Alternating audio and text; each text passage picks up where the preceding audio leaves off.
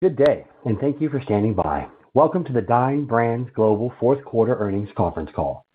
At this time, all participants are in listen-only mode.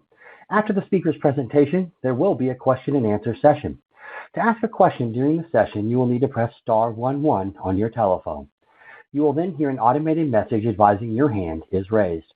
To withdraw your question, please press star 11 once again. Please be advised that today's conference is being recorded. I would now like to hand the conference over to your host today, Matt Lee, Senior Vice President, Finance and Investor Relations. Please go ahead. Morning, and welcome to Dine Brands' fourth quarter and fiscal 2023 conference call. This morning's call will include prepared remarks from John Peyton, CEO, and Vance Chang, CFO.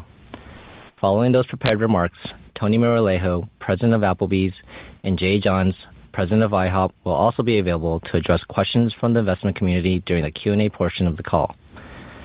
Please remember our safe harbor regarding forward-looking information. During the call, management will discuss information that is forward-looking and involves known and unknown risk, uncertainties, and other factors, which may cause the actual results to be different than those expressed or implied. Please evaluate the forward-looking information in the context of these factors, which are detailed in today's press release and 10-K filing. The forward-looking statements are as of today, and we assume no obligation to update or supplement these statements. We will also refer to certain non-GAAP financial measures, which are described in our press release and also available on Dine Brands' Investor Relations website. For calendar purposes, we are tentatively scheduled to release our Q1 2024 earnings before the market opens on May 8, 2024, and to host a conference call that morning to discuss the results. With that, it is my pleasure to turn the call over to Dine Brands CEO, John Peyton. Good morning, everyone, and thank you for joining us. On today's call, I will share Dine's fourth quarter and full year 2023 results. I'll discuss our strategy to increase the pace of restaurant openings, share the current outlook for our brands, and Vance will discuss in detail our financial results, capital allocation plans, and provide guidance for 2024. 2023 was a year of significant work and progress for Dine. First, Applebee's and IHOP both delivered another year of positive comp sales growth. For Applebee's, 2023 was the third year of consecutive positive comps. Second, we generated year-over-year EBITDA growth. Third, we integrated Fuzzy's into our system, realizing our long-term objective to add an emerging high-growth potential brand to the Dine portfolio. We opened our 8th IHOP Applebee's dual-branded restaurant internationally, gaining experience and knowledge as we contemplate introducing this concept in the U.S. And finally, we refinanced our debt while returning $210 million back to equity and bond investors. Of course, our success in 2023 would not have been possible without the hard work of our franchisees, their commitment to excellence, and their relentless focus on delivering a fantastic guest experience. As our franchisees focused on what they do best, so did we. We stayed focused on our recipe for growth, which is designed to drive long-term sustainable value creation for our brands, for our franchisees, and for our investors. Throughout 2023, we largely completed investments in technology to drive efficiencies and improve the guest experience. We leveraged our resources and scale to drive revenue and EBITDA growth, and we introduced menu innovation and marketing campaigns that drove traffic at IHOP and established a pipeline of new menu items and innovative offerings that will roll out this year to Applebee's. As we advanced our innovation agenda, we did so with the needs of our guests top of mind. During the year, we found that guests limited their discretionary spend in response to economic pressures, and that this value-conscious behavior continued in the fourth quarter. While this certainly creates challenging and dynamic market conditions, it also allows us to leverage our expertise in delivering exceptional value. Our brands are known for delivering abundant value, and we are able to meet the guest at the right intersections, even in a price-sensitive environment. We successfully built our limited-time offerings and other offers throughout the year to ensure our promotions were highly visible and appealing to our guests. That's why it's no surprise that our 2023 top-performing campaigns included Applebee's Dollarita and All-You-Can-Eat Wings, and IHOP's Kids Eat Free and All-You-Can-Eat Pancakes. We expect that the consumer will remain cautious in 2024, and we're planning for it with a compelling calendar of LTOs and value-driven promotions across our brands. We know our guest, and our strategy is grounded in consumer insights that differentiate us in the market and deliver an exceptional experience for our guests. In addition to our focus on driving traffic, we'll also place particular emphasis on strengthening our development capabilities. As we recently announced, Scott Gladstone has stepped into the newly created role of Chief Development Officer and will coordinate our development strategy. We are thrilled to have Scott in this role. He's a Dine veteran who knows our business inside and out from his time at Applebee's, as well as his work in strategy, business analytics, and consumer insights. Scott will continue to serve as the leader of our international business. I'll discuss our development strategy and Scott's work to build out our development capabilities in more detail later on in the call. So with that, I'll walk through our key financial highlights. In 2023, we generated $256 million of EBITDA, which was up from $252 million in 2022. In Q4, our EBITDA was $62.2 million compared to $57 million in the same quarter last year. Excluding the refranchising of the 69 company-owned Applebee's units in October of 2022, our revenues were up 5% for the full year and up 4% in Q4. IHOP achieved full-year comp sales growth of 3.5% on top of 2022's comp sale growth of 5.8%. And for the quarter, IHOP posted its 11th consecutive quarter of positive comp sales with a Q4 increase of 1.6%. Applebee's delivered positive 0.6% comp sales for the full year, maintaining momentum from 2022's comp sale growth of 5.1%. And in Q4, Applebee's reported a slight decline of negative 0.5% in comp sales.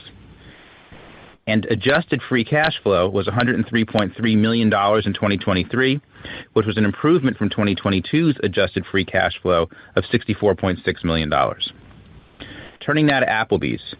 The highlight for Applebee's in Q4 was the success of our Dollarita promotion, which tapped into the promotional mindset of our guests and drove strong comp sales and positive traffic in October, helping Applebee's outperform Black Box in traffic in Q4.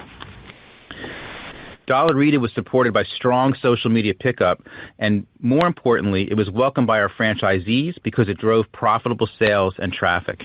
In fact, 93% of Dollarita purchases had an additional menu item attached.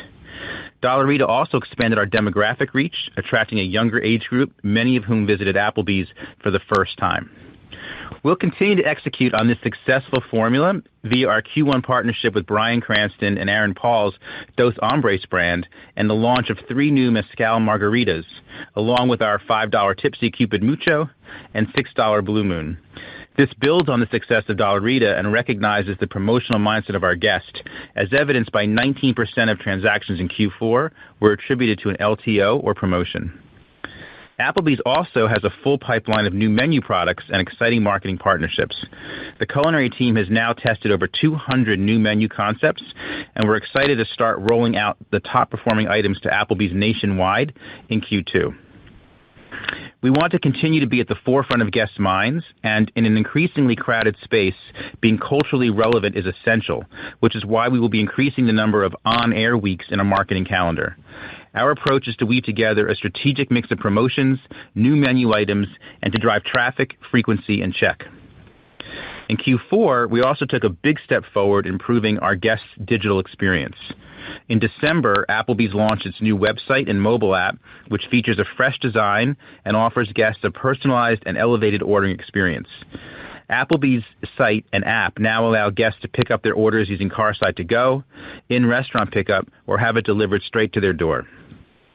Since the launch of the new website and mobile app, we've seen a higher percentage of guests choosing to place their order digitally, higher conversion rates, and increased check averages compared to our prior site and app.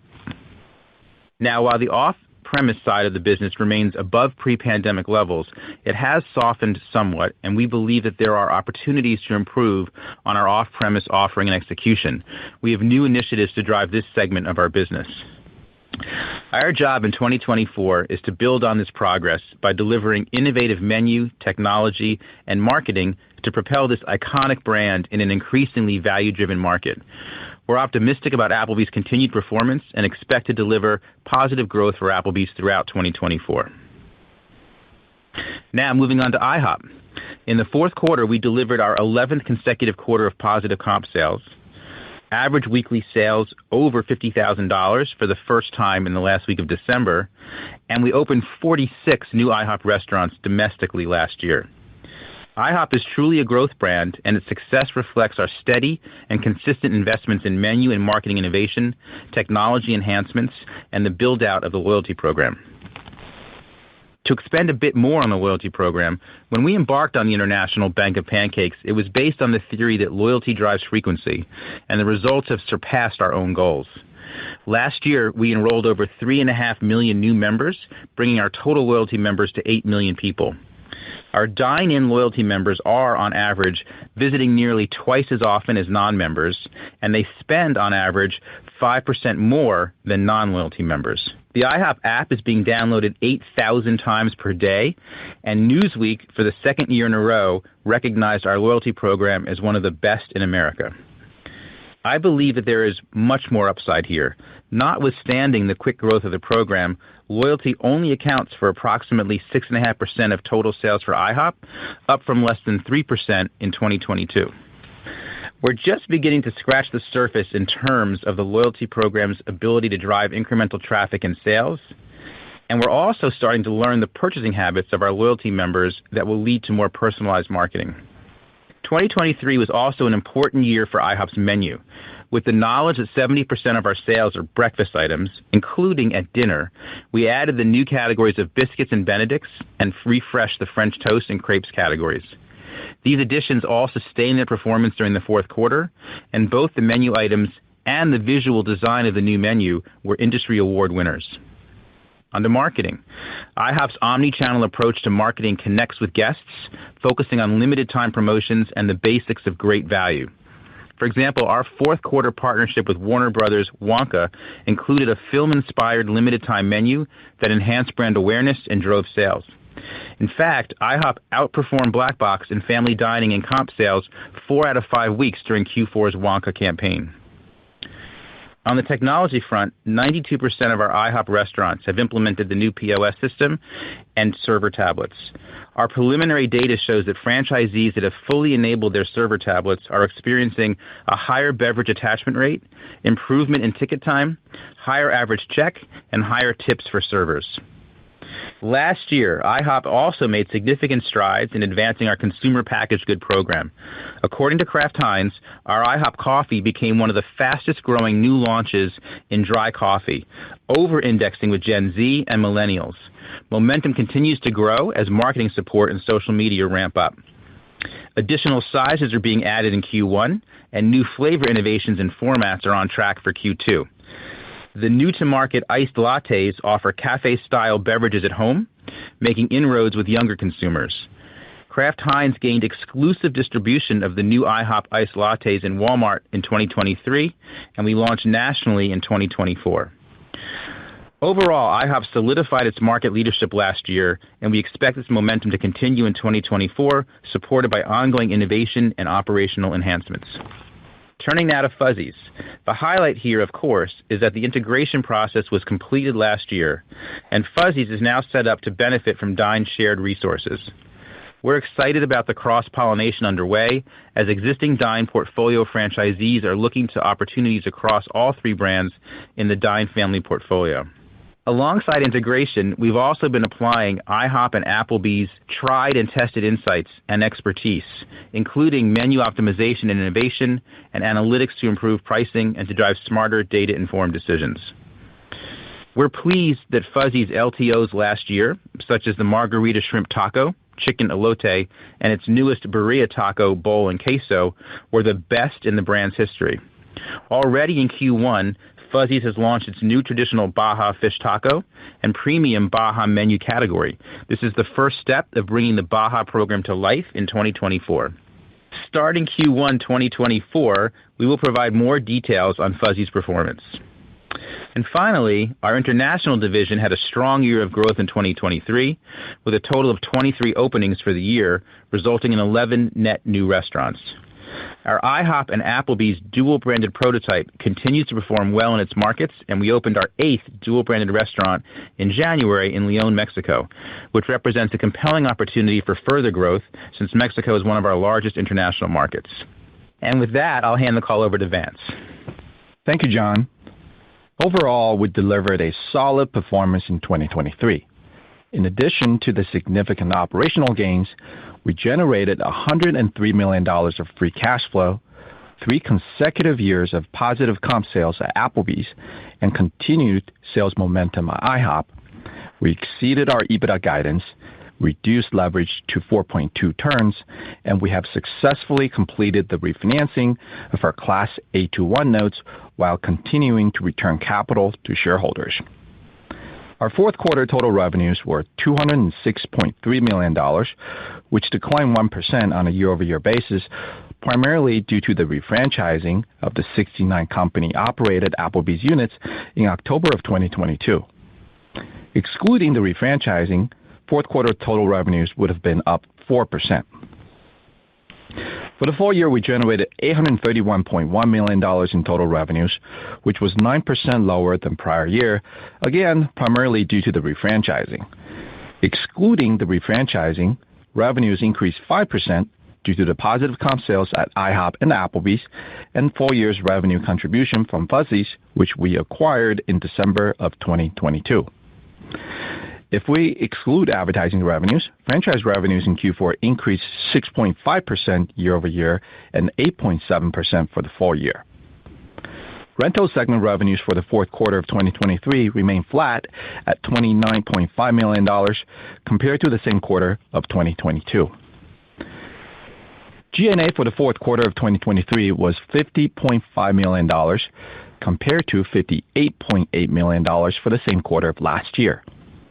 We ended the year with $198.1 million of G&A expenses, up from $190.7 million last year due to costs resulting from the inclusion of Fuzzy's operations, stopping of the IHOP Flip initiative, and increases in compensation-related and software maintenance costs offset by the refranchising of the company-operated restaurants and transaction costs related to Fuzzy's acquisition in 2022. We generated consolidated adjusted EBITDA of $62.2 million in this quarter, compared with last year's $57 million quarterly results. Our consolidated adjusted 2023 EBITDA of $256.4 million was ahead of our guidance and up from last year's $251.9 million.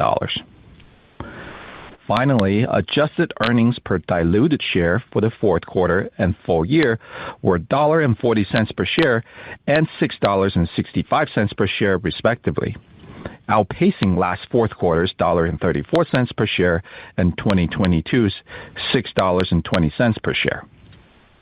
Despite higher interest expense from our refinancing, we increased EPS primarily due to an increase in segment profit and the benefit of our share repurchases.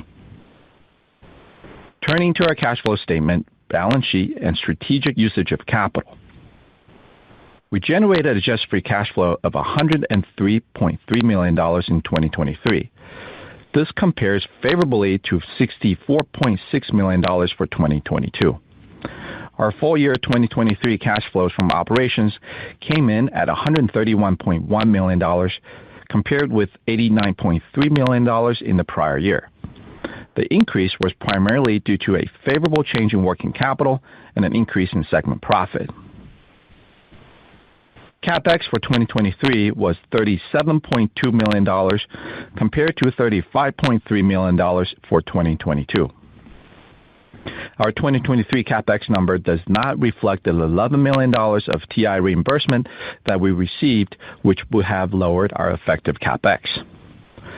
We ended the fourth quarter with total unrestricted cash of $146 million. This compares favorably to unrestricted cash of $98 million at the end of the third quarter.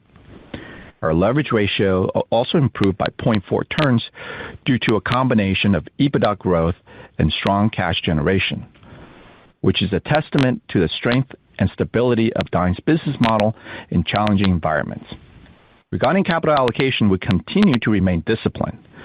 We returned $58 million of capital to shareholders in 2023 through dividends and stock buybacks.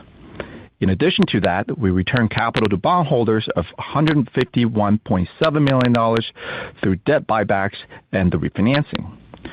We know that capital return is important to our shareholders, and we continue to evaluate the optimal mix of dividends and buybacks, while also ensuring we invest in our business for growth and maintain a healthy balance sheet. In 2023, Dine system sales reached over $7.9 billion, demonstrating the scale that our brands collectively have. At Applebee's, 2023 same-restaurant sales increased 0.6% year-over-year. Applebee's system sales results have remained fairly steady in 2023, as average weekly sales were $54,000, including close to $12,000 from off-premise, or about 22% of total sales, of which 11% is from to-go and 11% is from delivery. IHOP system sales continue their positive momentum in 2023 with same-restaurant sales growth of 3.5%. Average weekly sales in 2023 were a little over $38,000, including approximately $8,000 from off-premise, or 21% of total sales, of which 9% is from to-go and 12% is from delivery. On the commodities front, Applebee's Q4 commodity costs improved by 2.9% versus a year ago, and IHOP's commodity costs improved by 2.3% versus 2022. Our supply chain co-op, CSCS, is expecting pricing in 2024 at Applebee's to be flat to low single-digit deflation, indicating further potential tailwind for our franchisees. And at IHOP, we're expecting pricing to remain steady in the range of flat to low single-digit inflation. In partnership with the CSCS, we continue to leverage our scale and make progress on our cross-functional restaurant profitability initiative. In 2023, we implemented several projects with the Applebee's and IHOP franchisees that resulted in about $53 million in annualized savings for our franchisees.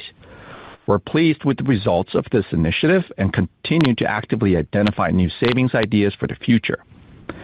Based on data we've collected from the franchisees, while labor wages have gone up over the last couple of years, restaurant staffing has improved, and we're seeing labor as a percent of sales at levels similar to pre-COVID levels at both brands. On the food side, food as a percent of sales has declined from its peak in 2022 and is improving, but it is still elevated relative to pre-COVID levels at both brands by approximately 50 bips. However, we continue to leverage the purchasing power of our brand's co-op, CSCS, which continuously evaluates cost savings from market basket to equipment. As mentioned, we expect food costs to stabilize in 2024 and will continue to support our franchisees to drive additional efficiencies. Lastly, to recap Q4 and full-year development numbers, Applebee's had net domestic closings of 33 restaurants in 2023. IHOP opened 46 restaurants domestically in 2023, 17 of which were in Q4. For the year, IHOP had net domestic openings of 19 restaurants in 2023. And this brings me to a discussion of our full-year guidance for 2024. As John mentioned, we're reintroducing comp sales into our guidance. In 2024, we're expecting Applebee's domestic system-wide comp sales to range between 0 to 2%. We're expecting IHOP's domestic system-wide comp sales to range between 1 and 3%. We're forecasting a G&A range of $200 million to $210 million, including non-cash stock-based compensation and depreciation of approximately $35 million. On EBITDA, we're guiding to a range of $255 million to $265 million. We anticipate 2024 CapEx spend to be in the range of approximately $50 million to $20 million. On 2024 development, we're expecting 25 to 35 net fewer domestic Applebee restaurants and 15 to 25 net new domestic IHOP restaurants. With our new development strategy in place, we feel confident in our ability to continue to open up new restaurants and scale the footprint of our brands over time. Now I'll turn the call back to John to further discuss our development strategy and to close out today's earnings. John? Thanks so much, Vance. I'll wrap up by speaking a bit more about our development efforts. We're in the fortunate position that as a result of our healthy balance sheet, strong cash flow generation, and prudent use of capital, we are able to enhance our strategy and execution on development. As I said at the start of the call, we believe that there is plenty of opportunity to grow the global footprint of our 3 brands. However, development is not a one-size solution for our brands, nor for our franchisees. Our brands each have different starting points and areas of focus.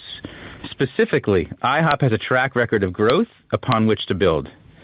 Applebee's focus is on conversions and developing a prototype with an ROI that will return the brand to net unit openings. As the largest brands in their respective segments by unit count, both brands are focused on infill opportunities. In fact, this week we reached an agreement with our largest franchisee, the Flynn Group, reflecting their plans and goals to develop 25 restaurants over the next 7 years. With Fuzzy's, our approach is to recruit new franchisees to develop new markets, while also tapping into our IHOP and Applebee's franchisee network. This approach is the same in our international markets: attract new franchisees and also leverage the dual brand option. Similarly, our franchisees also have different needs.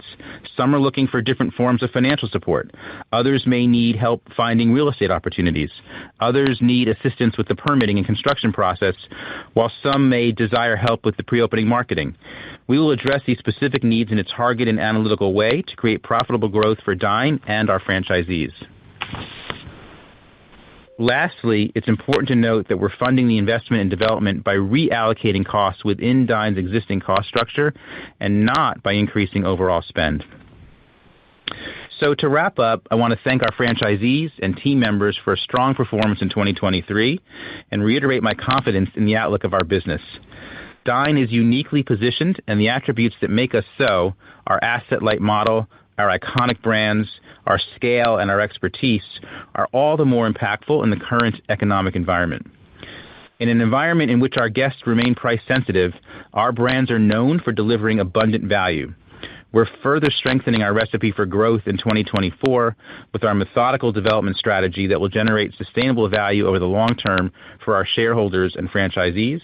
And with that, I will return the call to the operator to open up for questions.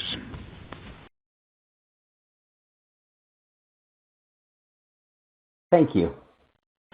As a reminder, to ask a question, please press star 11 on your telephone and wait for your name to be announced. To withdraw your question, please press star 11 again. Please stand by while we compile the Q&A roster.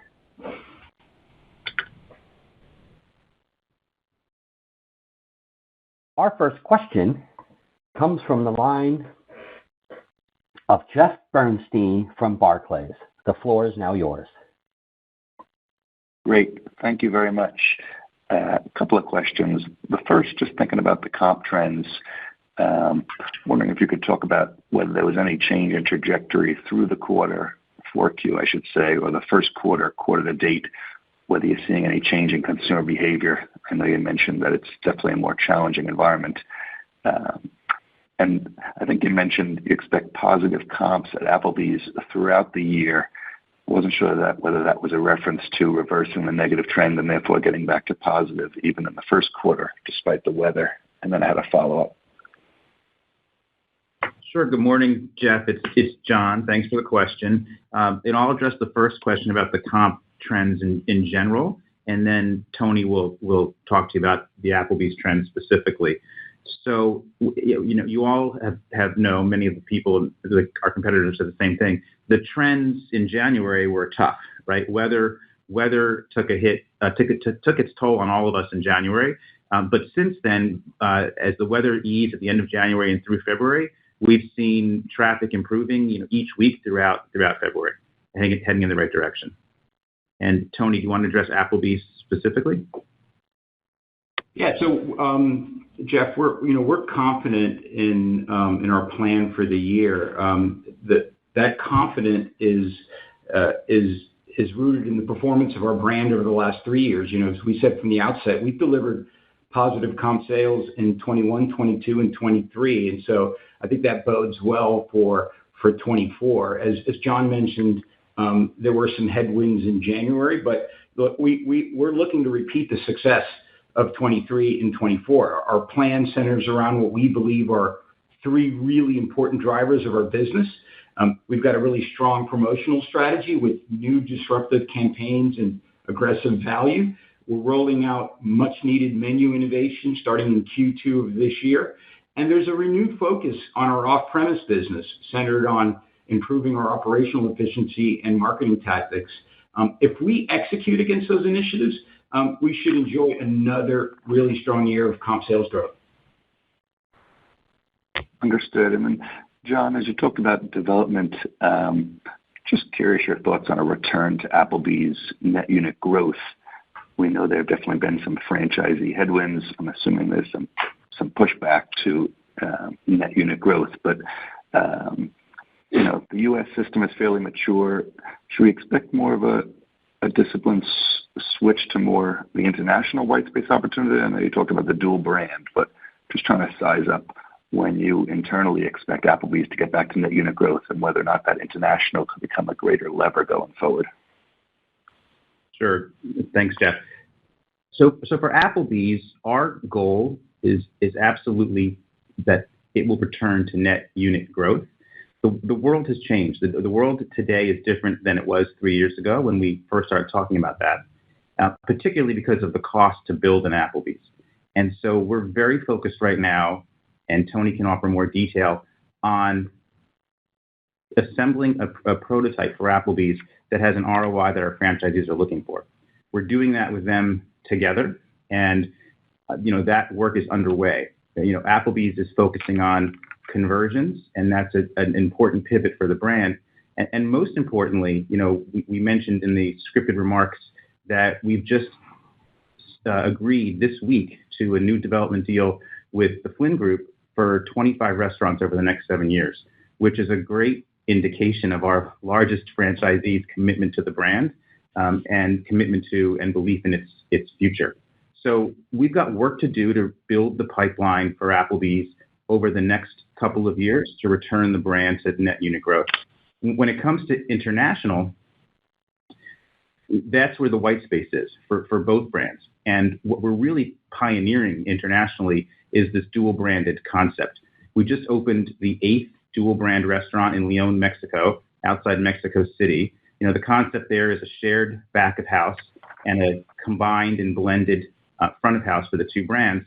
And what we're seeing on average is that the revenues for the same size box as one brand or the other is 2x or more what it was before, what you would expect, because with the two brands, we can address all 4 day parts. That's a big innovation that we're nurturing overseas, and that our intent is to eventually bring to the U.S. when we find the right opportunity to introduce it. And just lastly, Vance, I think you mentioned talking about the optimal mix from a cash usage perspective with the share pullback. I mean, the dividend yield is now in the 4.5% range. That's well above your casual dining peers. I'm just wondering whether you're getting credit for such a yield or whether money might be better spent buying back more shares at the valuation. It sounds like you're contemplating that as well, but just curious your thoughts and whether you think about leverage in 24 now that you're in the low 4 turns range, where you'd expect that to go from here. Thank you. Thanks for your question, Jeff. Our capital allocation priorities remain the same. So right now we're focused on protecting and strengthening our balance sheet while returning capital to shareholders at the same time. The dividend yield that you referenced, we've kept our dividend payout ratio roughly the same, and the dividend yield is more a reflection of where the stock is trading. But we are focused on the optimal mix between the two, and we will do buybacks as we've done in the past opportunistically. And we understand how important capital return is to our shareholders, and we've done over $200 million of capital return in the past 2 years, and we've paid down our debt by $200 million. So we'll continue that trajectory. No meaningful change to how we think about it. We understand the importance of return capital. Understood. Thank you so much. Thank you. One moment as I prepare the next question.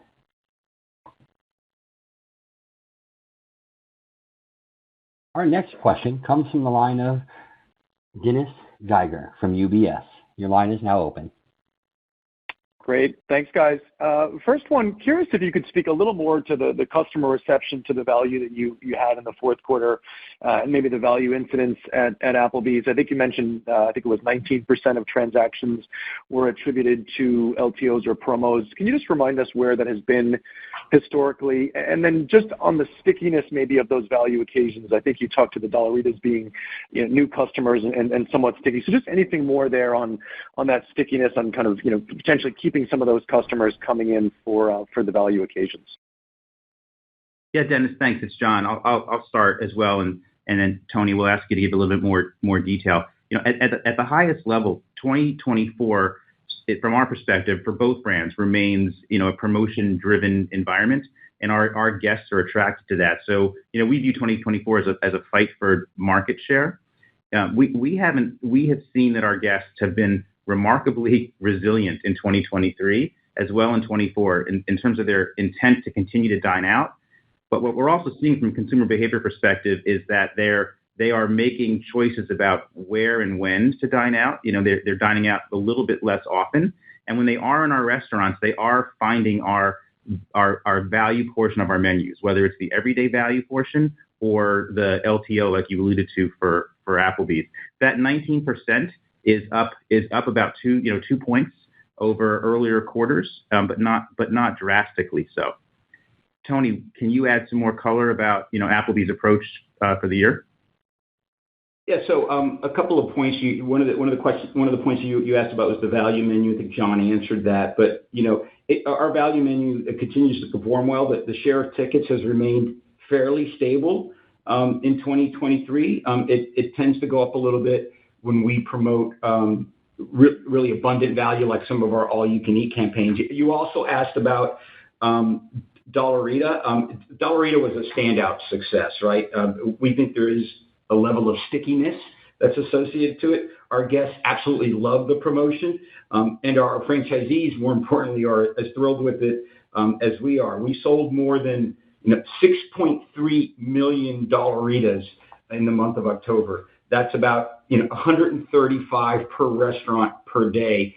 The ticket order incidence was higher than we originally launched it back in 2017. So from a brand perspective, Dollarita exceeded all of our internal targets, whether it was value, draw, frequency.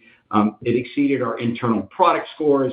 And then more importantly, it exceeded our financial targets. It drove incremental sales, incremental tickets, and the all-important franchisee margin dollars. Yeah, and Tony, speaking of franchisee margin dollars, it's a great number to share, right? Which is that 94% of those Dollarita tickets included another menu item, which is exactly what our franchisees are looking for in a promotion like that. Correct. Great. Very helpful, guys. And then just one other. I think you talked about increasing number of weeks on air. Just curious if anything, as it relates to 24, I forgot the time frame you framed that up, but what 24 looks like maybe versus prior years, from a marketing and number of weeks on air perspective, if anything there to share to highlight the things you're doing this year. Thank you. That's a good question for Tony. Yeah, absolutely. I'm not going to go into too much detail on our promotional strategy, but we revisit our marketing spend annually, and it's relatively flat this year versus 2023. We're not necessarily spending more. We're just spreading the total spend across more windows. So our strategy, our promotional strategy for the year, is allowing us to add additional on-air advertising while we still maintain our reach and frequency goals. You'll see an uptick in more digital spend on certain promotions this year as well.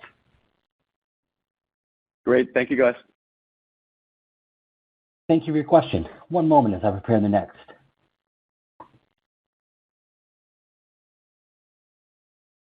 Our next question comes from the line of Jake Bartlett from Truist.com. Your line is now open.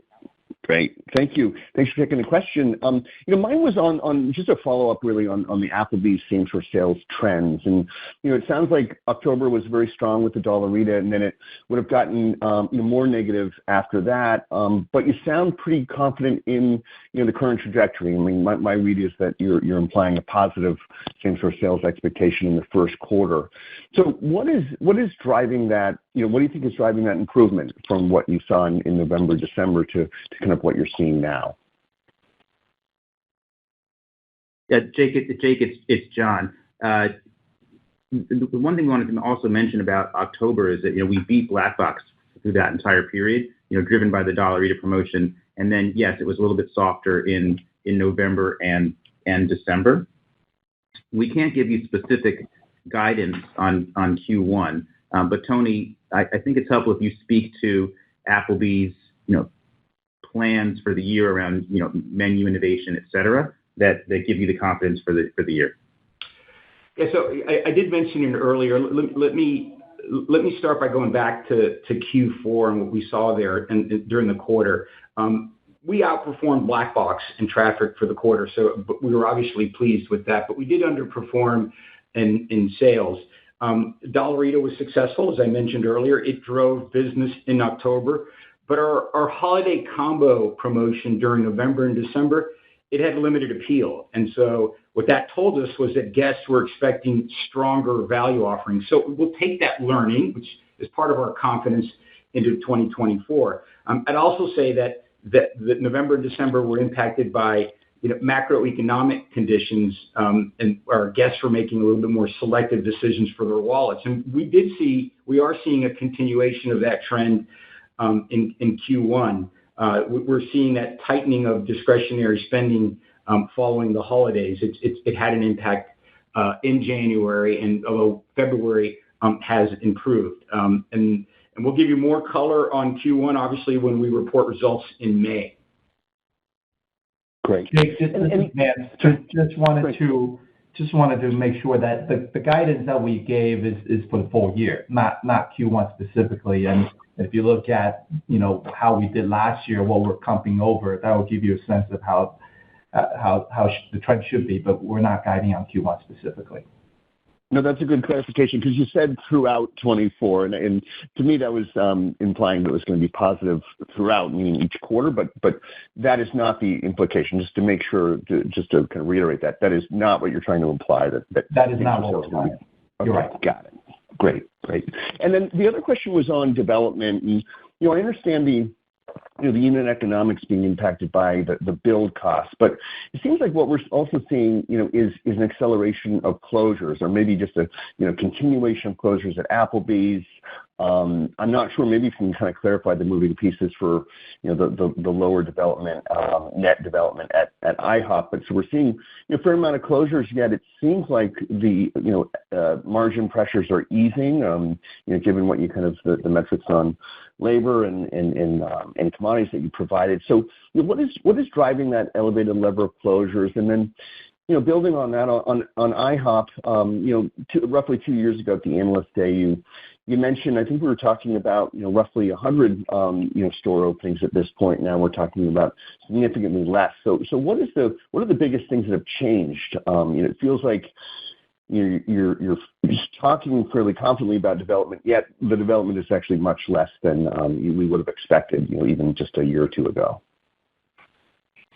Yeah, Jake, it's John. I'll briefly say that the environment has changed in several ways in terms of the availability of financing, the cost of financing, the cost to build a restaurant, and also just the cyclical pattern of large brands like ours, and when contracts expire and the renewal process.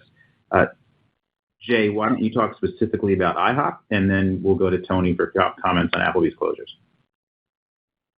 Yeah, Thanks, Jake. I think that at IHOP, clearly, as John just said, the environment has changed significantly post-COVID with inflation and how people are viewing things, interest rates, et cetera. But overall, we've been a steady developer. We might not have hit the 100 number we had talked about a few years ago, but we opened 46 restaurants this past year and have been pretty stable and steady and a consistent grower and a pretty consistent net growth, while comp sales have been going up as well. So we are growing. We do have a good pipeline headed into this year, and if you recall, we were having all kinds of issues. I think the industry was too, with kind of timelines and permitting and delays. And I think we're looking at this now when we look at our guidance this year. That's the new normal. We probably shouldn't think so much about how many roll into next year. There's always some that push into next year. It was accelerated, and there are more of them the last couple of years, but that's probably the new normal on, what the timeline looks like. And we're trying to be realistic in our guidance this year with, let's just build all that into our thoughts. And, we really think that's what we're going to be able to accomplish this year now with that guidance we've given. Yeah, let me. This is Tony. Let me add a little bit more color on the question on closures for Applebee's. Our closure rates are between 1% and 2% of the system. That's a normal attrition rate for a mature brand like Applebee's.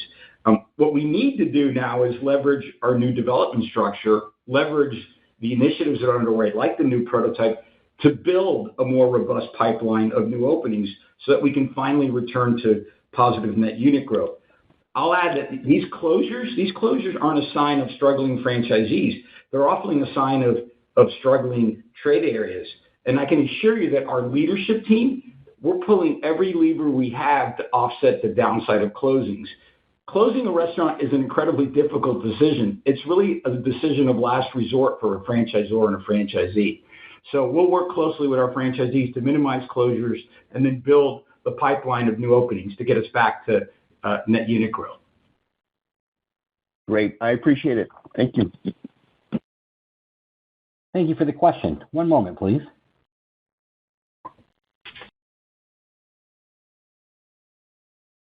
Our next question comes from the line of Eric Gonzalez with KeyBanc Capital Markets.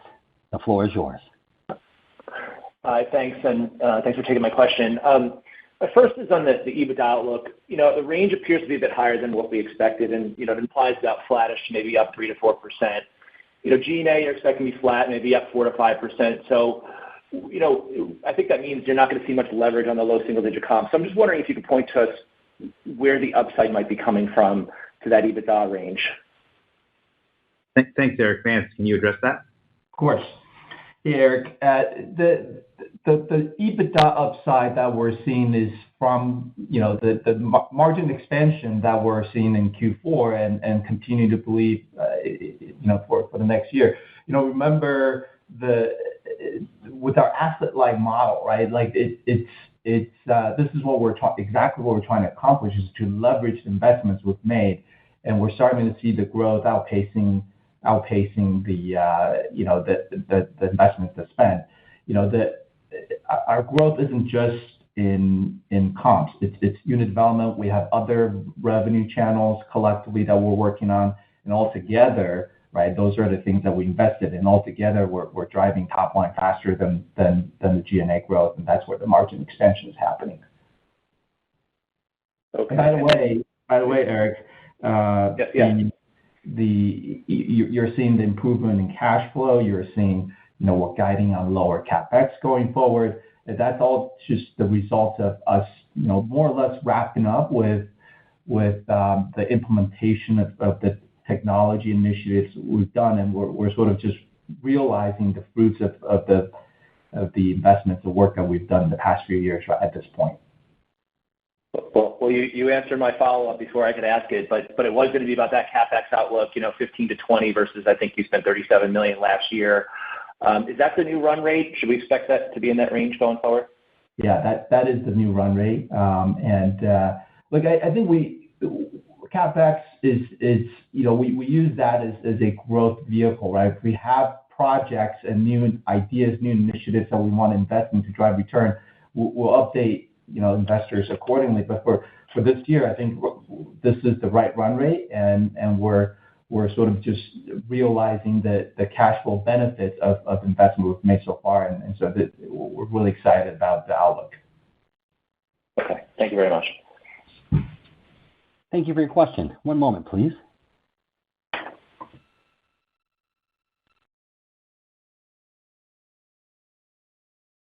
Our next question comes from the line of Nick Setyan from Wedbush. Please go ahead. Thank you. You guys talked about an evolving strategy around both advertising and LTOs. I think you mentioned a higher number of LTOs, if I'm not mistaken, with a greater emphasis on value. And I know you guys talked about sort of the higher weeks, the higher number of weeks on TV. Maybe just holistically talk about both of the strategies. Is there any way to quantify the number of LTOs? What do you mean by greater value? And also, with ad spend not growing as much, or at least ad dollars not growing as much, where is the sort of incremental spend on TV coming from? Hey, good morning, Nick. It's John. Just a blanket sentence on behalf of Jay and Tony is we're not going to get into specifics around where we're spending certain dollars or what our message will be or how many promotions, because that's clearly strategically proprietary, and we don't want our competitors to know that. But Jay and then Tony can certainly talk about their promotional strategy at a, as you said, at a higher holistic level without giving away the secret. So Jay, why don't you talk about your promotion strategy first, and then we'll go to Tony. Sure, John. Hey, thanks for the question, Nick. What you just referenced, most of your question pertained, I think, as follow-ups to the Applebee's comments earlier. We're pretty stable as far as what we're doing as far as amount of money we're spending and the number of LTOs, et cetera. So, we're running the same strategy we've been running. We really believe we need to have a great menu, great marketing, and great execution to drive repeat business. That's the recipe to get traffic improving and sales going up and EBITDA going up, et cetera.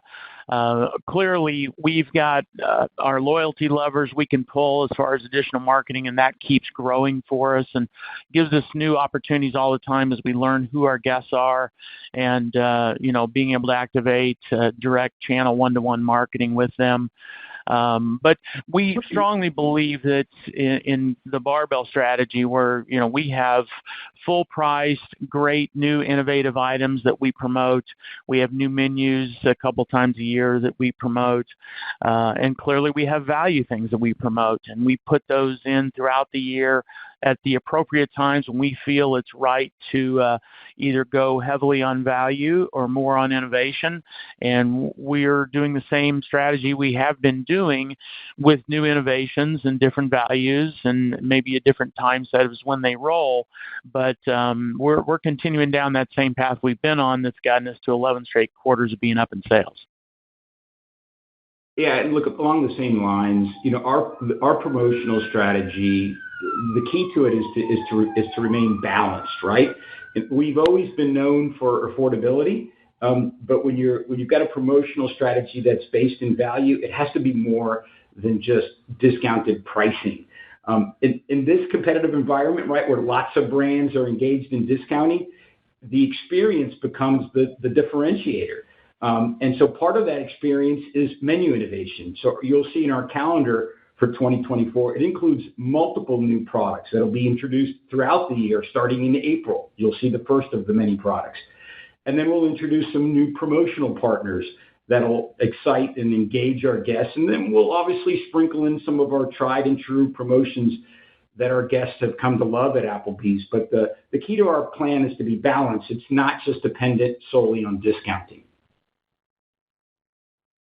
Okay.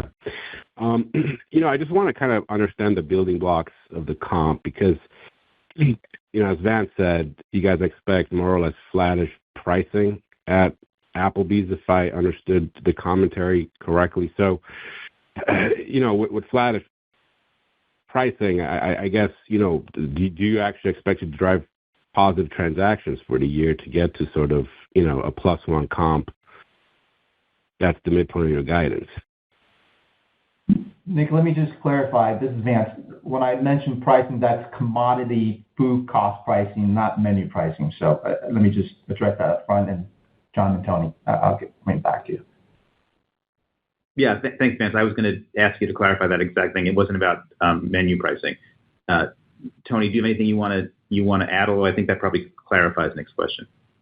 Yeah, no, we can't speak on behalf of our franchisees, but I can say that in terms of menu pricing, they understand that affordability is the main driver for visit intent, and we expect them to act accordingly to protect our category lead in affordability. Okay, understood. And just final question, on Fuzzy's, do you actually expect some openings in 24, and maybe just give us some numbers around the pipeline, if you could? Sure. The pipeline for Fuzzy's is 144 restaurants in the pipeline, which we've grown since the acquisition, and we're not guiding on Fuzzy's pipeline yet. We'll do that next year after we have a full year of sharing its actuals with you. Got it. Thank you. Thank you for your question. One moment, please. Our next question comes from the line of Brian Vaccaro from Raymond James. The floor is yours. Hi, thanks, and good morning. I wanted to go back to the fourth quarter comps, and can you level set or quantify what each brand reflects in terms of traffic versus check, or even pricing within the quarter? Vance, I'm going to turn that to you. Sure. Hey, Brian, how are you? So fourth quarter Applebee menu pricing was 2.7%, and IHOP menu pricing was 7.8%.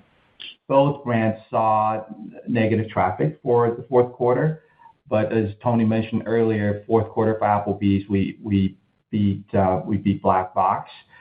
And I think price, as far as P-mix, both brands, IHOP is flattish to slightly up, and then Applebee's is slightly negative on P-mix. That's the makeup. Okay, that's very helpful. Thank you for that.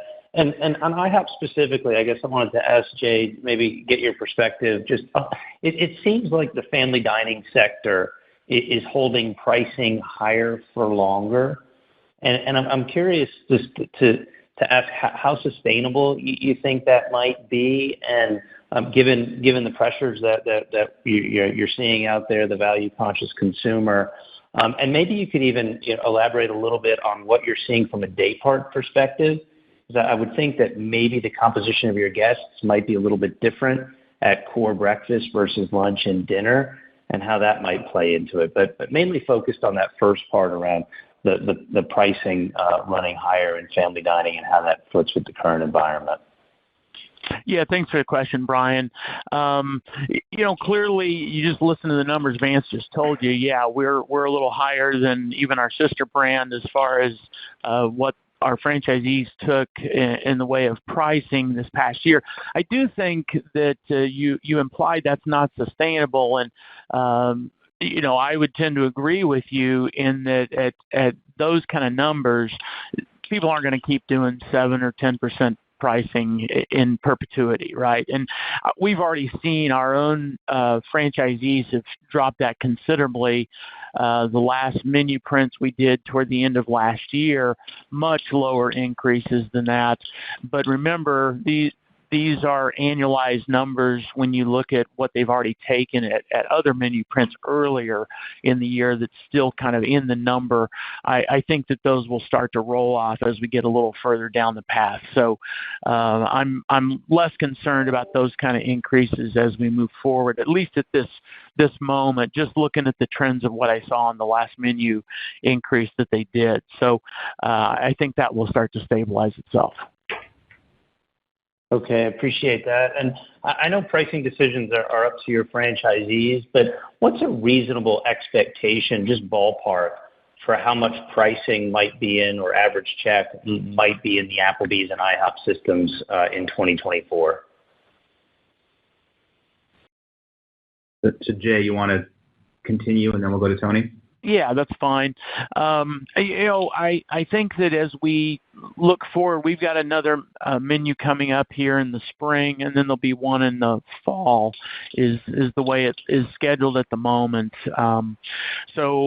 They haven't made all their final determinations on what those prices are going to be, and those menus are not out yet. So I can't give you any kind of forward looking as far as what they're going to do. I just see their behaviors of what they did this past fall.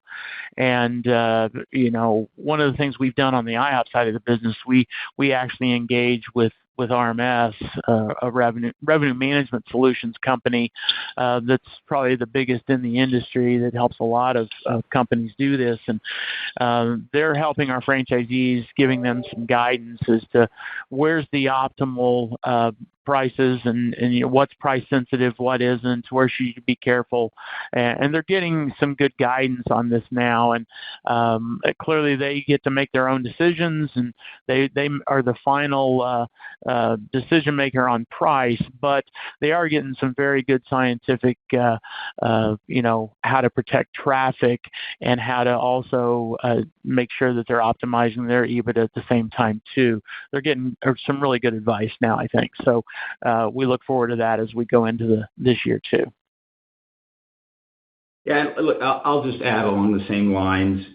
Our franchisees took about 2.7% in pricing in Q4, which was down from, I believe, 4% in Q3. And I can't give you a number to guide in your model, but as a reference point, our franchisees are very strategic and measured when it comes to pricing decisions that they make, and they've consistently recently have priced below their peers. So if you look at the food away from home increase data, that would probably serve as a potential guide. Again, the decisions are up to the franchisees, but they've been pretty consistent in staying at or below what the peers have taken in pricing in the category. All right, that's very helpful. And then just last one for me, if I could, moving on to the franchisee margins. Vance, appreciate the color you gave on the food and the labor margins kind of compared to 2019. Could you take that, maybe round that out to the bottom line, the store level EBITDA, either dollars or margins? Give us a sense where each brand is compared to 19 on that. Yeah, so I probably won't get into the specifics, as those are not our financials. But based on what I've seen from what the franchisees have shared with us, both systems are in good shape, right? So we talked about the headwinds and the tailwinds. The headwinds being labor costs remain elevated, but is stabilizing. But the labor cost as a percent of sales is trending back towards pre-COVID level. Food costs is commodity cost easing, so that's a good thing. We talked about the restaurant initiatives, the profitability initiatives with $50 million of annualized savings, so that's a tailwind as well. So all of this is in the context of the sort of uncertain macroeconomic environment, but as a whole, systems are performing, and this is, of course, this is we always have a quarter lag, right? So I'm looking at Q3 financials right now for the franchisees. All right, thank you. I'll pass it along. Thank you. That now concludes our Q&A portion. I would now like to turn the conference back to John Peyton, Dine Brands CEO, for closing remarks. Thanks, Gerald, our favorite operator. We love when you're with us. You took good care of us. Thanks, guys, for joining us on the call this morning. We are excited for 2024. We are confident in our plans. We're excited to share our guidance around our EBITDA build year over year. We are excited about the new plan that we just let you know about with the Flynn Group for 25 new restaurants. And we're excited about our brands. You can do piano. And we're excited about our brands that have compelling and exciting promotions. So thanks, everyone, and we'll talk to you next quarter. Thank you. This now concludes today's conference call. Thank you for participating. You may now disconnect.